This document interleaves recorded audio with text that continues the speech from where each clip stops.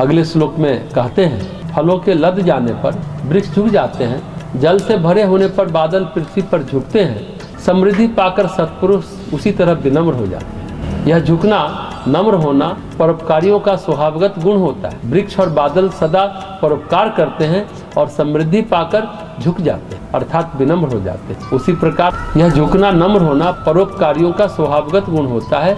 झुकना अर्थात विनम्र होना लोकोपकारियों का स्वभाव होता है। इसके विपरीत मामूली सा धन धान्य पाकर साधारण पुरुष अकड़ जाते हैं। वे किसी का परोपकार भला क्या करेंगे?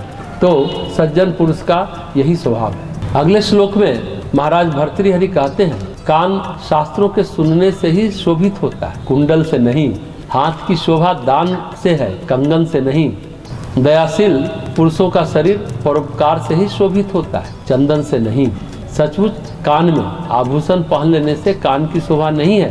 कान से अच्छे वचन सुने, मधुर वचन सुने, शास्त्र सम्मत वचन सुने, सचमुच में कान इससे शोभायमान होता है। बहुत महत्वपूर्ण बात है, गहरी बात है, समझने की बात। और हाथ की शोभा, जैसा भर्तृहरि कह रहे हैं, कंगन पहन लेने से, सोने का ब्रेसलेट पहन लेने से नहीं है। हाथ की शोभा तो दान से है। और सज्जन पुरुषों का शरीर, दयावान व्यक्तियों का शरीर, लोकोपकारी व्यक्ति का शरीर किसी की मदद करने से, सहायता करने से, उपकार करने से शोभित होता है। चंदन से सुगंधित नहीं होता है, शोभित नहीं होता है। आप चंदन लगाकर घूम रहे हैं तो आपको अच्छे लोग कहेंगे, ऐसा जरूरी नहीं है। आप कितना उपकार कर रहे हैं यह जरूरी है, यह महत्वपूर्ण है।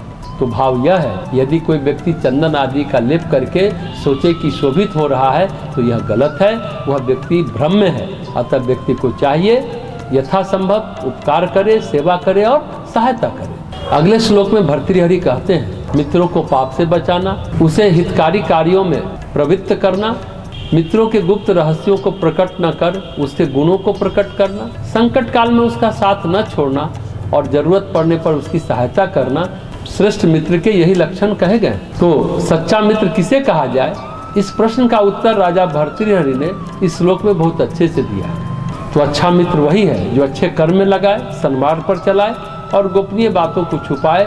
यह है अच्छा मित्र। जो मित्र की प्रतिभा को, मित्र की अच्छाई को प्रकट करे, वह है अच्छा मित्र। संकट आने पर छोड़े नहीं, वह है अच्छा मित्र। समय पर मदद करने सबसे पहले आगे आए, वह है अच्छा मित्र।